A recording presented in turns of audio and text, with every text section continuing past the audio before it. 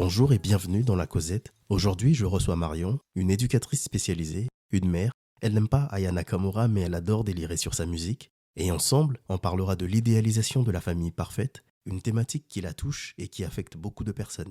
Elle témoignera de son cheminement et des leçons qu'elle en tire. Marion, bonjour. Bonjour Jordan. Merci d'être là. Merci à toi. Comment vas-tu? Très bien, merci. Je suis très content de te recevoir. Avec plaisir.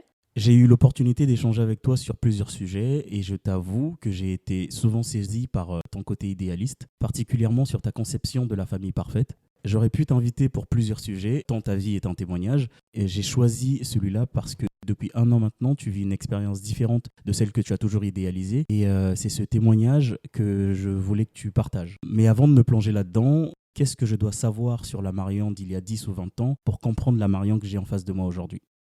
Bah écoute, la Marion il y a 10 ou 20 ans a vécu donc chez son oncle et sa tante car malheureusement elle n'a pas eu la chance de vivre avec ses parents. J'ai perdu ma maman très jeune. Mon papa avait des problèmes d'alcool donc j'ai été placée chez mon oncle et ma tante donc dans D'accord. un cocon familial agréable avec mes 2 grands cousins. J'ai connu les repas de famille à table, les matchs de foot en famille, les repas du dimanche avec tout le monde. Et malheureusement, j'avais pas la chance, moi, d'avoir mes parents. Donc, je me suis créé ce petit cocon avec mon oncle et ma tante. Et je me suis construit avec ça. Et est-ce que la Marion enfant à ce moment-là était déjà idéaliste ou Alors, c'est difficile à dire parce que quand on perd sa maman à 6 ans et qu'on vit avec un papa alcoolique, c'est difficile d'idéaliser une vie idéale. On prend seulement ce qu'on nous offre. Et du coup, là, pour le coup, c'est mon oncle et ma tante qui m'ont permis de m'offrir cette vie que j'ai pu projeter pour mon avenir. Et qu'est-ce qui fait que tu deviens idéaliste avec le temps? Ce qui fait que je deviens idéaliste, c'est que j'ai envie de donner à ma famille, donc mes futurs enfants, la vie que du coup j'ai pas eue. D'accord. Et ça c'est très jeune déjà, très adolescent. Bah, c'est assez jeune quand même parce que j'essaie quand même d'avoir tout le temps des relations plutôt sérieuses, D'accord. d'avoir des relations qui tiennent. Je me projette très rapidement avec les hommes. Très rapidement, j'ai cette envie aussi de devenir maman. Ok. C'est quelque chose vraiment qui me tient à cœur d'avoir parce que du coup j'ai pas mon papa, j'ai pas ma maman et j'ai ni frère et sœur. D'accord. Donc vraiment pour moi la construction d'une famille c'était très important. D'accord. Il y a certains psychologues qui disent qu'il y a 2 types de personnes idéalistes. Il y en a qui le sont pathologiquement et il y en a qui, mais tu sais, c'est genre de temps en temps, ils arrivent à idéaliser un truc et ça passe. Est-ce que toi, tu es plutôt le genre à être pathologiquement idéaliste ou donc chaque situation dans ta vie, peu importe le domaine, tu as toujours une forme d'idéalisme ou c'est de temps en temps comme ça que ça t'arrive d'idéaliser les choses? Alors je vais dire c'est sur certains sujets. Sur des sujets qui me touchent plus, je vais plus idéaliser la chose et avoir du mal à accepter que ce soit autrement que ce que j'ai pu imaginer. Mais sur d'autres points, je vais pas du tout l'être. C'est devenu un mécanisme de défense pour toi? Oui, c'est sûr que c'est un mécanisme de défense de tout, d'idéaliser la vie pour pouvoir me protéger en tout cas. Est-ce que c'était pour toi une façon de fuir la réalité que tu n'avais pas eue? Oui, je pense que c'est une façon de fuir parce que d'idéaliser sa vie permet quand même de se protéger et de se construire quand même dans quelque chose qui reste sain. Quand on idéalise des choses, c'est rarement des choses qui donnent pas envie aux gens, clairement. Donc le fait d'idéaliser, je pense oui que c'est une façon de se protéger et je pense que ça m'a protégée. À quel moment de ta vie tu réalises que tu as tendance à idéaliser les choses? Parce qu'au début, tu ne l'étais pas. Non. Au début, je ne le suis pas parce que c'est compliqué de l'être, comme je te l'ai dit. Je pense que mon côté idéaliste a vraiment commencé quand je me suis mis en couple avec mon ex et que j'ai trouvé en lui l'homme que je pensais être le bon, on va dire, et où je me suis projetée dans une vie familiale avec une maison, un espace, un chien, un Et ça, enfant. et t'avais quel âge à ce moment-là? À ce moment-là, j'avais 18 ans. Ouais, c'est très jeune. C'est jeune, oui, en Ouais. effet. Tu l'as dit, tu perds tes parents très jeunes et ensuite tu souffres d'un cancer. T'avais quel âge à ce moment-là? Alors, donc, pour rappel, donc, j'ai perdu ma maman à 6 ans, j'ai perdu mon papa à 17 ans d'un cancer. Dans cette transition, j'ai un cancer, moi, de la thyroïde, donc à 13 ans. Et quand tu grandis avec tous ces événements qui marquent ta vie et qui sont difficiles à vivre, tu développes ce côté femme forte un peu. Est-ce que ce caractère d'idéaliste aussi, c'était pour toi, mais aussi ce que tu idéalisais, c'est-à-dire la famille parfaite, le foyer parfait, est-ce que c'était aussi pour toi comme un but dans lequel tu te disais, une fois que j'aurai ça, je vais pouvoir au moins être faible, pouvoir ne plus jouer la personne forte, pouvoir ne plus faire semblant et pouvoir me reposer, être tranquille, ou ça n'avait rien à voir? Alors, ça, je suis pas sûre. D'accord. Je suis pas sûre que même si j'avais eu la vie idéale que je souhaitais, j'aurais baissé ma garde, on va dire. Parce que on a beau dire que je suis forte, on me le répète assez souvent, mais moi, je vais juste dire que je ne suis pas forte, j'ai juste pas le choix. Ouais. Ça, c'était très intéressant, ça. Ouais. Bah oui, parce qu'après, en même temps, tu as vécu des événements. Très vite, tu as dû grandir plus vite que les autres, être responsable plus vite que les autres. Donc forcément, ça te forge une carapace et un caractère. Donc, alors, je suis forte parce que je me lève, je vais au travail, je n'ai pas ce côté dépressif, mais parce que surtout, j'ai pas le choix et parce qu'il faut faire avec. Ouais. Comme j'ai toujours dit, hein, quand on me disait va voir une psy, je pouvais le dire, hein, ça fera pas revenir ma mère, ça soignera pas mon père et ça me soignera pas non plus. Donc j'ai pas le choix, faut avancer comme ça et je vais avancer comme ça. Alors oui, j'idéalise encore aujourd'hui ma vie parce que ça doit me rassurer au fond. Quand tu réalises que tu n'as pas la famille que tu as voulu, qu'est-ce qui te permet d'échapper à ce manque? Au-delà même de cet aspect de quelqu'un qui idéalise un jour avoir une famille, un foyer, est-ce qu'il y a autre chose qui te permet d'échapper au vide qu'il y a sur le plan familial, de la famille parfaite que toi tu veux avoir aujourd'hui mais que tu n'as pas eu à ce moment-là? Bah, mon oncle et ma tante. Clairement, c'est eux qui m'ont donné cet équilibre de vie et cet équilibre familial. Aujourd'hui, je le dis et je le redis, sans eux, je ne serais pas la femme que je suis aujourd'hui. Ouais. C'est eux qui m'ont construit. Ouais. Je me permets de te couper, ils ont participé à forger aussi le couple idéal que tu as vu, ou ça n'a rien à voir? Complètement. D'accord. Complètement. Mon oncle et ma tante, c'est des gens qui s'aiment plus que tout, qui sont ensemble depuis des années, qui ont des enfants formidables, des petits-enfants formidables. Et tout ça, ça donne envie. Quand nous, à côté, on a une maman qui est décédée, un papa qui est alcoolique, qui s'occupe de toi quand il le souhaite. Et à côté de ça, moi, je vis dans une maison où tout va bien. Donc, qu'est-ce qu'on a envie? De reproduire cette maison où tout va bien. Et c'était l'objectif de ta vie ou c'était un objectif comme les autres? Non, c'était l'objectif de ma vie et c'est encore aujourd'hui l'objectif de ma vie, clairement. D'accord. Ouais. C'est très difficile pour moi d'imaginer que... aujourd'hui, du coup, je suis maman toute seule. C'est très difficile de m'imaginer maman seule, sans autres enfants, de faire grandir mon enfant seule. Ça, c'est quelque chose qui est très dur encore aujourd'hui pour moi. Tu penses qu'avec le temps et avec beaucoup de recul, que ce but que tu t'es fixé très jeune et en grandissant aussi, qui ne s'est pas arrêté, a pu créer de la peine en toi? Ouais. Alors, donc pour répondre à ta question, je pense que déjà, idéaliser sa vie, c'est une mauvaise chose. Parce que idéaliser quelque chose d'idéal reste compliqué quand même. Ouais. Donc, on est souvent déçu. Donc, ce qui peut amener, je trouve, à de la peine. Comme ce qui m'arrive actuellement, j'ai idéalisé la famille idéale, je me suis projetée avec quelqu'un qui malheureusement n'était pas le bon, et du coup ça m'a fait réfléchir sur le fait que est-ce que j'ai pas tellement idéalisé que j'ai foncé les yeux fermés pour avoir cette vie idéale. Au final, oui, ça m'a créé de la peine parce que je pense que j'ai tellement voulu cette vie-là que j'ai peut-être été trop la chercher. Et donc oui, je pense que cette vie que j'ai idéalisée, je l'ai tellement idéalisée que j'ai peut-être été trop les yeux fermés dans cette vie-là.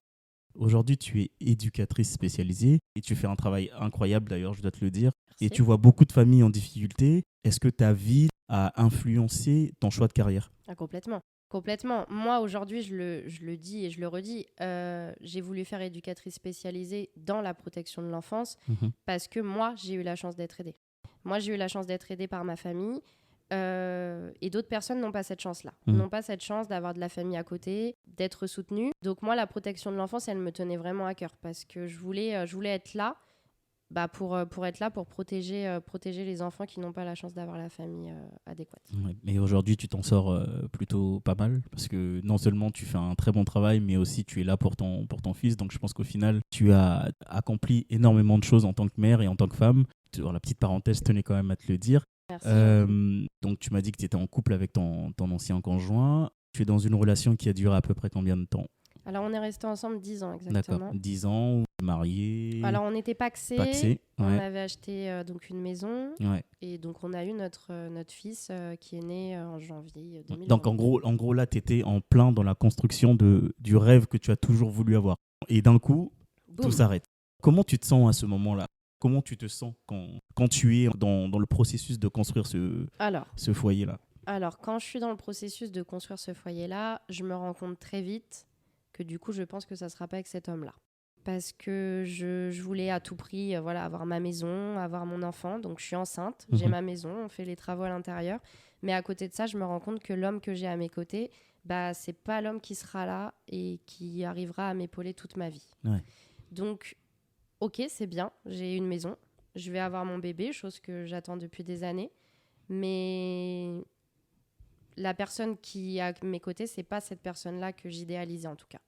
Est-ce qu'il y a des choses que avec du recul, tu te dis que tu as accepté parce que oui, tu réalises que c'est peut-être pas l'homme de ta vie, mais c'est quand même la configuration que tu as toujours voulu. Le père, la maison qui a été achetée, l'enfant qui va naître. Alors est-ce que avec le temps, il y a des choses que tu as acceptées simplement pour préserver un peu cet idéal que tu avais réussi à avoir ou que tu étais dans le processus de finaliser, ou pour toi c'était écoute, ça marche pas, je me casse. Qu'est-ce que tu penses que tu as accepté en trop que tu aurais dû normalement refuser? Clairement, je pense que je suis restée très très longtemps dans cette relation parce que pour moi c'était l'idéal. D'accord. Parce que je voulais cette famille idéale et que j'aurais tout fait pour que ça marche et qu'on reste tous les trois dans cette belle maison. Ouais. Tout fait comme quoi? Accepter la tromperie par exemple, ou l'alcoolisme, ou le manque de respect. Oui, voilà, par exemple le manque de respect, la tromperie, je sais pas. mais non, oui. Parce qu'on rigole, mais il y en a qui acceptent bien sûr, ce genre de choses parce que complètement. c'est l'homme que j'idéalise. Oui, l'homme alors, non, alors je pense que j'ai quand même des limites. La preuve, je suis partie, donc j'ai des limites. Mais oui, je pense que j'ai accepté beaucoup de choses et je pense que quand on idéalise quelque chose, on est tellement dans notre idéal à nous qu'on est prêt des fois à se dire ça c'est pas grave parce que au final j'ai ça, j'ai la vie que je veux, donc ça me va même s'il me donne pas vraiment ce que je souhaite. Donc là on a dit oui, tout est carré, enfin carré entre guillemets, il y a l'homme, le matériel, la famille et tout ça. Comment tu vis l'effondrement avant même que la séparation soit actée? Parce que des fois, quand on est séparés, on se dit, bon, il y a quand même l'enfant, on va peut-être se remettre ensemble. Mais là, dans les premières semaines, les premiers mois de la séparation, comment toi, tu le vis? Est-ce que tu es plus concentré sur le fait que tu te sépares de quelqu'un ou tu es plus dans la déception de la perte de ton idéal, pardon? Je suis déçue de la perte de mon idéal. Et moins que de la perte de ton conjoint? Que moins de la perte de mon conjoint, parce que je pense que j'étais tellement focus dans mon idéal que je savais, je pense, depuis longtemps que c'était terminé avec mon ex-conjoint, mais que je voulais tellement idéaliser cette vie que je ne partais pas. Et je pense que quand tout s'effondre, en fait, je me dis, lui, c'était fini et je le savais. Ouais. Par contre, mon idéal, je l'espérais encore. Oui. Et là, ça s'effondre. Ok. Il y a une statistique qui disait qu'il y a entre 80 et 75% des femmes qui restent dans leur couple, même quand ça ne va pas, quand ils viennent d'avoir un enfant. Qu'est-ce qui fait que toi, Marion, tu fasses partie des 25% des femmes qui se partent? La ligne rouge du fait que je sois réellement partie, c'est que pour moi, j'avais vraiment l'impression que moi et mon ex-conjoint et moi, on n'était pas sur la même longueur d'onde au niveau de l'enfant. Et l'enfant, c'était ma priorité. Et je me suis dit que je voulais pas voir grandir mon enfant avec un père peut-être moins présent, un père qui met peut-être pas son enfant dans ses priorités, en tout cas pour l'instant. Ouais. Donc ça, c'était pas possible pour moi de l'accepter. Et il était hors de question que mon fils assiste à des disputes de couple, du fait que monsieur pouvait me rabaisser certaines fois. Ça, vraiment, pour moi, c'était la ligne rouge. Ouais. Et à partir du moment où j'ai eu mon fils, je me suis dit, ça, c'est non. Il n'assistera jamais à ça. C'est intéressant ce que tu dis parce que j'ai lu un article de Nicolas Sarrazin sur l'idéalisation. Et il y a une partie où il évoque les dilemmes qui peuvent exister dans l'idéalisme. Par exemple, toi, tu voulais construire et tu avais réussi à le faire, à avoir un foyer et offrir à ton fils ce que toi, tu n'as pas eu. Mais de l'autre côté, ta relation n'était pas au top. Et en plus de ça, il fallait que tu penses à toi en tant que femme et en tant que mère. Est-ce que ça a été difficile pour toi de choisir entre offrir à ton fils l'idéal du foyer que toi, tu n'as pas eu, se choisir en tant que femme et accepter, par exemple, de l'autre côté, que ta relation n'était plus celle que tu aurais voulu qu'elle soit? Parce que c'est trois choses qui vont ensemble, mais qui, quand elles ne correspondent pas, créent un dilemme. Qu'est-ce qui a été difficile à choisir ou à lâcher? Alors, moi, ce qui a été très difficile pour moi, c'est que mon fils n'ait pas cette vie que j'ai idéalisée pour lui.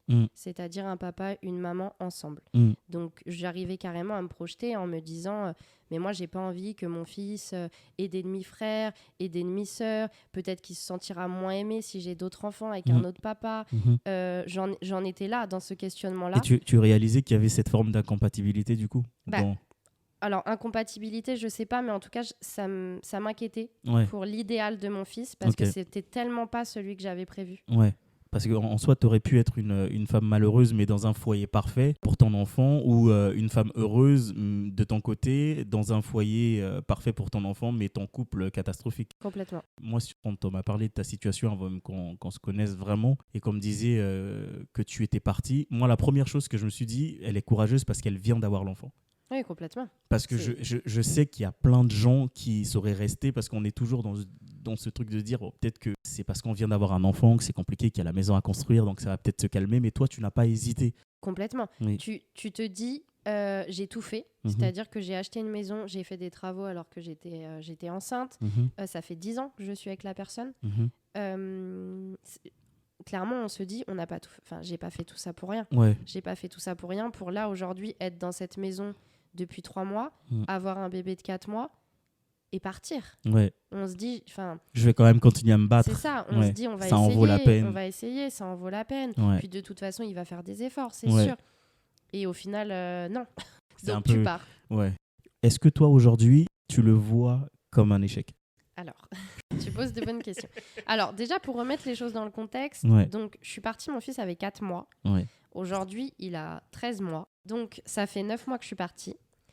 Aujourd'hui, c'est difficile de se dire est-ce que c'est pas un échec, est-ce que c'est un échec. En tout cas, une chose est sûre, c'est que cette relation qui était pour moi pas saine pour moi et pour mon enfant, je ne regrette rien d'être partie.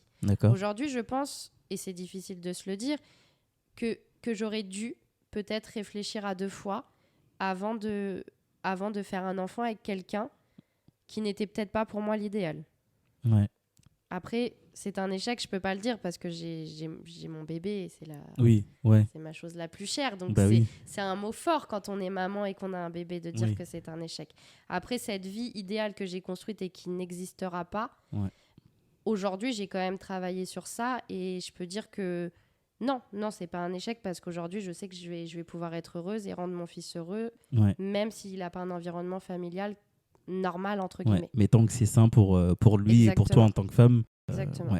D'après le Figaro, dans les 3 millions de familles monoparentales, 80% des femmes sont fières d'élever seules leur enfant. Est-ce que Marion fait aujourd'hui partie des 20% de femmes qui regrettent, vu l'effondrement de ce que tu construisais pour toi et pour Théo, ton fils? Est-ce que tu fais partie des 80% ou des 20%? Alors, je suis mitigée à tout ça parce que je suis pas fière. D'accord. Je suis pas fière d'être une maman toute seule parce que c'est pas ça la conception de la vie pour moi. Pour moi, quand on fait un enfant, c'est le fruit d'un amour. Donc, il y a un papa, il y a une maman et il y a un enfant qui naît de tout ça, qui doit être avec ses 2 parents. Donc, je peux pas dire que je suis fière d'être une maman toute seule et de lui offrir cette vie de un week-end sur 2 avec son père et le reste du temps avec sa mère. Ça, je ne suis pas fière.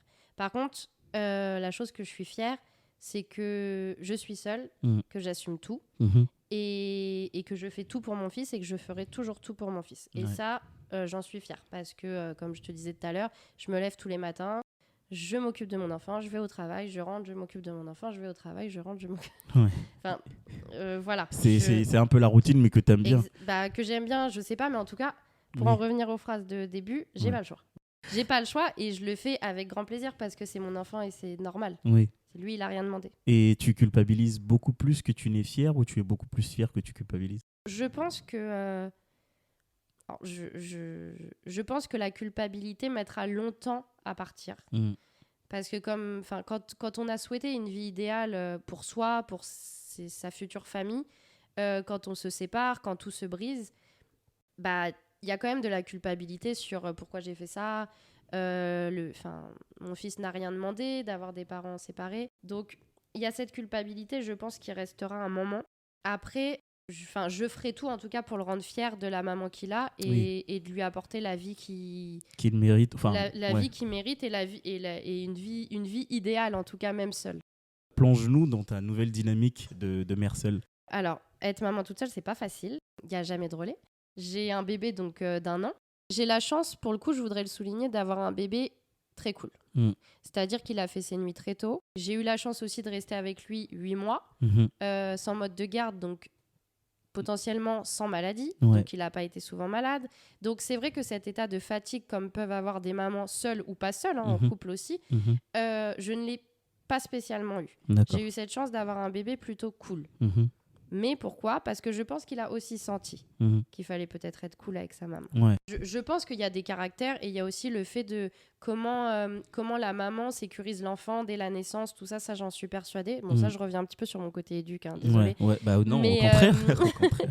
Mais du coup, ça, je suis persuadée que le fait de sécuriser l'enfant, de ne pas avoir trop d'angoisse au début, tout ça permet aussi à l'enfant d'être apaisé, ça j'en suis persuadée. Et je pense que c'est aussi pour ça qu'il est comme ça aujourd'hui, mais aussi parce que je pense qu'il a dû sentir quand même la situation et le fait qu'il fallait qu'il soit cool avec sa maman. La vie d'une maman seule, c'est quand même assez compliqué. C'est déjà pour parler du quotidien, c'est quelque chose qui est dur, on s'arrête pas, on est dans une routine. Dans une routine pour son enfant qui est importante pour lui. Puis il y a tout le côté avec le papa, du coup. Il y a tout le côté avec le papa qui est les prises de tête pour le mode de garde, pour la pension, pour la communication pour l'enfant qui est pas simple. Bon, c'est pas tout le temps comme ça. Forcément. Mais en tout cas, là, pour nous, en tout cas, c'est le cas. Donc, cette vie de maman seule, c'est un changement total. Et aujourd'hui, au bout de 9 mois de séparation, je vais pas te dire que tout est réglé, que je roule dans ma vie et que tout va bien. C'est pas vrai. Et qu'est-ce que tu as appris sur toi depuis que tu es une maman seule ? Alors, ce que j'ai appris sur moi, c'est que déjà qu'il fallait rien attendre des gens, que tu es toute seule et que tu te bats pour toi et toi seule. Donc là, aujourd'hui, moi, je me bats pour moi et mon fils. Mais en tout cas, une chose est sûre, c'est que j'ai pas le choix dans ma vie, que je fonce et que j'attends rien de personne, on va dire, même si je sais que j'ai des gens autour et Dieu merci. Mais je pense que cette séparation m'a prouvé quand même que dans la vie, on s'en sort que par soi-même. Et déjà, on se découvre en tant que maman, parce que premier enfant. Donc cet amour indescriptible qu'on ressent pour son fils, c'est une force au quotidien, clairement. Ça, c'est vraiment quelque chose que tu découvres, tu découvres quand tu deviens maman. Tu pourrais soulever des montagnes pour ton enfant. Et quoi qu'il arrive, tu feras tout pour lui. En tout cas, je parle pour moi. La patience, énormément de patience. Il faut, étant donné, comme je le disais tout à l'heure, que j'ai pas de relais, il faut savoir être patiente, il faut savoir prendre sur soi. Il faut savoir dire aussi, là, je suis fatiguée. Et ne pas culpabiliser quand tu es dans ces moments-là de fatigue. Exactement. Il y a beaucoup de femmes qui, quand elles se retrouvent dans une situation où elles sont seules, même avec le conjoint, bien sûr, complètement. Dans l'éducation de l'enfant, surtout très tôt, parfois peuvent culpabiliser de se dire mon fils, il me fatigue, je ne suis pas censé dire ça, oh là là, je suis une mère. Alors que parfois, il faut le normaliser aussi. Complètement. Et un enfant, ça fatigue. Un enfant, ça fatigue. Et si tu n'es pas fatigué, c'est pas normal. Enfin, même si je disais que j'étais pas fatiguée tout à l'heure. Mais ce que je veux dire, c'est qu'un enfant, ça te prend toute ton énergie. Enfin, moi, ma journée, c'est mon travail et mon enfant. Pour l'instant, j'ai que ça comme énergie à donner, en tout cas. Parce que ça prend une énergie folle. Et c'est pas culpabilisant. C'est pas culpabilisant de dire purée, cette nuit, il a pas dormi de la nuit, je suis claquée. Et c'est pas grave, en fait, c'est normal. C'est normal et ça fait pas plaisir d'avoir passé une nuit de merde. Ça, c'est sûr, surtout quand t'es seule. Ah bah oui, complètement. Mais même quand t'es deux, quand t'es deux et que tu te passes le relais et que le lendemain tu te réveilles et que du coup vous vous faites la gueule parce que l'autre il s'est pas levé qu'il n'a pas entendu le petit. C'est pas facile d'avoir un bébé. Pour toi, qui es une femme seule, célibataire, avec un enfant, j'imagine qu'avant, avec ton conjoint, vous étiez mis d'accord sur l'éducation que vous vouliez donner à votre fils. Est-ce que maintenant que tu es seule, tu restes sur les mêmes bases d'éducation ou ça a complètement... Enfin, il y a une partie qui a changé? Alors on sait jamais. Enfin, C'est pas des conversations. Oui. On discutait, tu sais, des fois tu vois des enfants dans la rue et tu te dis oh là là, moi c'est sûr qu'il fera jamais ça. Ok, ouais. Oh non non, mais il y aura pas de télé. Oh non non, mais il y aura pas si. Tu te projettes un petit peu. Après, sur des vraies bases d'éducation, je pense que à partir du moment où tu restes 10 ans avec la même personne, c'est que tu as quand même la même éducation sur les priorités de la vie, on va dire. Donc sur ce sujet, je pense qu'on est assez en adéquation. Donc aujourd'hui, moi, sur ma façon d'éduquer mon fils, y a rien qui change et j'espère que je continuerai dans ce que je projette, en tout cas pour son éducation. Après, il a 1 an, donc on reste sur de l'éducation basique. Basique, oui, voilà. C'est-à-dire que, bien évidemment, il regarde pas la télé, mais qui pour moi me paraît basique. Je pense que je m'identifie énormément à ton témoignage. Moi aussi, je viens d'une famille mes parents se sont séparés, j'étais très jeune. Je sais que j'ai jamais été dans l'optique d'en vouloir à ma mère d'être partie. D'accord. Même si de l'autre côté, j'ai souffert, ça j'en suis sûr, de ne pas avoir, un peu comme toi, la famille parfaite. Idéal, ouais. Le père, la mère. Et surtout qu'après, ma mère s'est mariée avec quelqu'un qui avait déjà des enfants, donc tu essaies de trouver ta place. Avec du recul, je me dis que...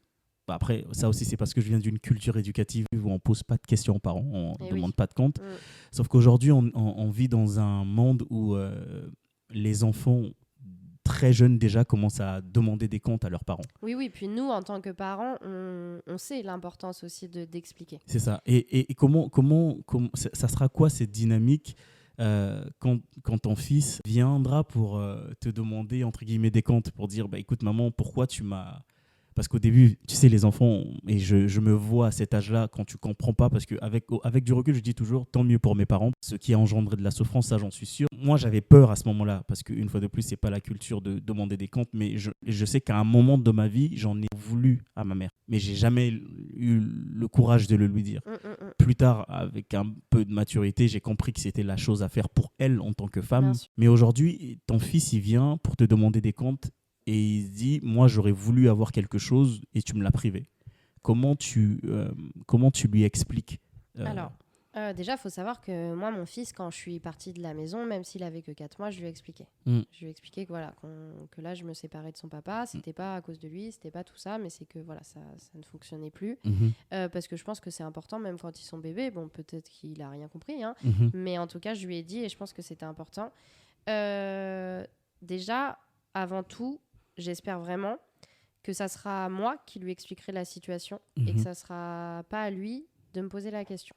Je veux vraiment qu'on soit dans quelque chose d'ouvert avec mon fils. Et de sain. Ouais. Et de sain, exactement. Je veux qu'il comprenne la situation. Alors bien sûr, il y a des choses qui ne sera pas parce que ça regarde les adultes. C'est ça. Mais en tout cas, je veux qu'il sache que ses parents, ils se sont aimés, qu'on a fait un bébé d'amour et qu'après, ça n'a pas fonctionné et que c'est pas à cause de lui. Ouais. Ça, vraiment, je lui dirai et sans même qu'il me pose la question. Après, bien évidemment, qu'il y aura des questions. Quand il va grandir, il y aura des questions sur pourquoi t'es pas resté, pourquoi t'as pas forcé, pourquoi j'ai pas vu mon père la première année, pourquoi je l'ai vu qu'un week-end. Il y aura des questions, ça j'en suis persuadée. Alors c'est quelque chose que j'appréhende aussi par rapport... Ça te fait peur ? Ouais, ça me fait peur aussi par rapport à mon ex-conjoint parce que je sais pas comment lui va se positionner par rapport à notre... Est-ce qu'il va te salir toi, la mère ? Complètement. En tout cas, moi une chose est sûre, c'est que je le ferai jamais.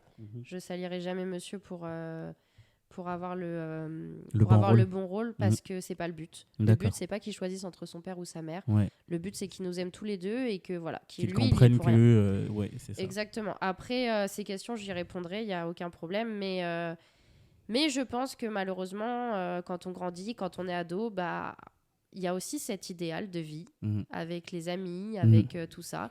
Et pourquoi moi, du coup, j'ai eu mes parents séparés, pourquoi si, et pourquoi moi j'ai des demi-frères, et pourquoi... Ouais. C'est comme un cycle, la maman est passée par là, du coup le fils passe par là. Un peu, ouais, j'ai l'impression. Après, peut-être pas, hein, peut-être qu'avec avec l'époque... la génération de maintenant où il y a quand même de plus en plus de séparations, peut-être que dans la classe de mon fils, il y aura plus de parents séparés qu'en couple, on ne sait pas.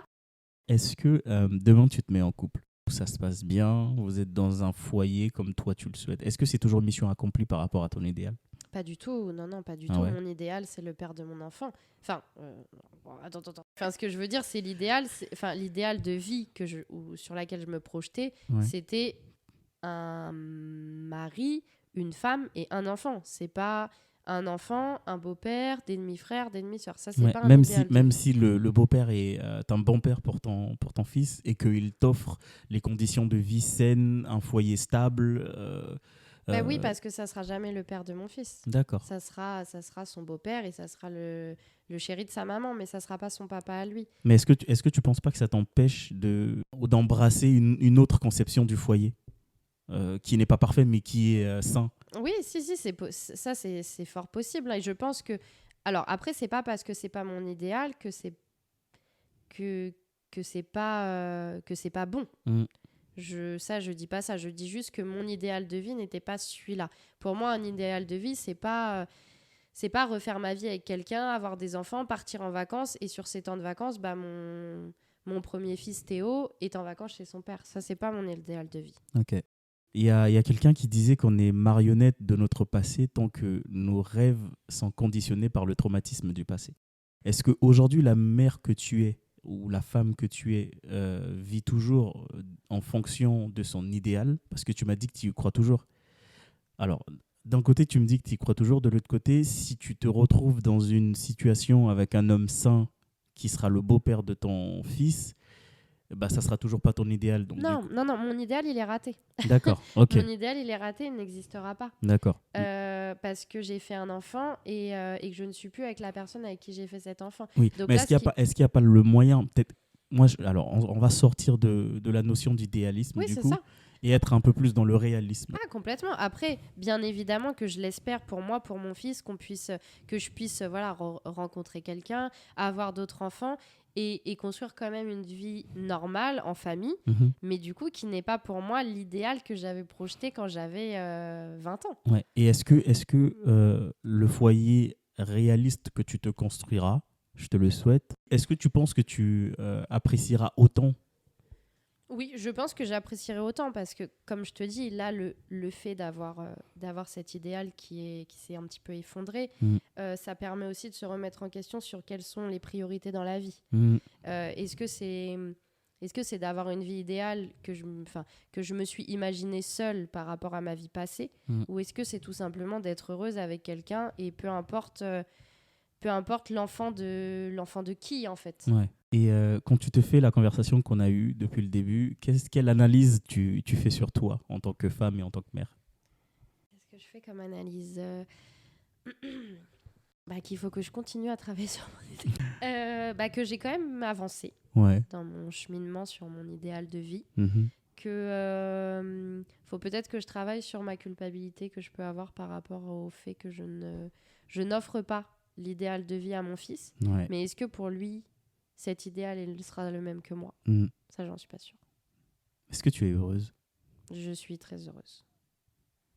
Qu'est-ce que tu dirais à la Marion enfant sur le fait d'être idéaliste aujourd'hui, maintenant que tu as une réalité différente de celle que tu as?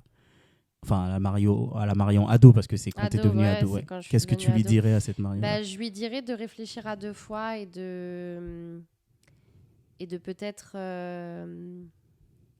ne pas idéaliser la vie comme quelque chose, j'imagine un peu comme un pochoir, tu vois, c'est-à-dire où on a un chien, des enfants, un scénic, un garage. De pas imaginer cette vie-là, mais peut-être de prendre la vie un petit peu comme elle vient. Et se laisser aller sans se donner de date, faut qu'on ait un enfant là, faut qu'on fasse ci, faut qu'on fasse ça. De se laisser plus aller peut-être. Merci de t'être livré. Merci à toi Jordan dans la pour ces Cosette. questions. C'était un plaisir, une belle première. J'espère pour toi que tu prendras pleinement possession de ce nouveau départ qui est en soi comme un désert. Et c'est vrai qu'en général, on voit les déserts comme quelque chose de négatif. Mais je pense que c'est plus quelque chose de positif. C'est comme une nouvelle page sur laquelle on peut réécrire quelque chose de nouveau. Ah bah clairement, là, on est Et sur une belle je te page le blanche. souhaite, ouais, voilà, et je te le souhaite pleinement. Je te souhaite quelque chose de simple, pas un autre idéal, mais une vie réelle, saine, dans laquelle tu pourras te sentir en paix, protégée, faible, forte, Complètement. heureuse et apaisée. Merci en tout cas, Jordan. C'était un plaisir de t'avoir, d'entendre ton témoignage auquel je m'identifie beaucoup en tant que fils, en tant qu'homme aussi, et dont j'en suis sûr beaucoup de femmes vont s'identifier. Merci d'avoir été jusqu'au bout de cet épisode. N'hésite pas à le partager si tu l'as aimé et si tu penses que ça peut aider quelqu'un d'autre. N'hésite pas non plus à t'abonner et à donner ton avis afin de permettre à cette plateforme de grandir. Et en attendant de te retrouver, je te souhaite une excellente journée.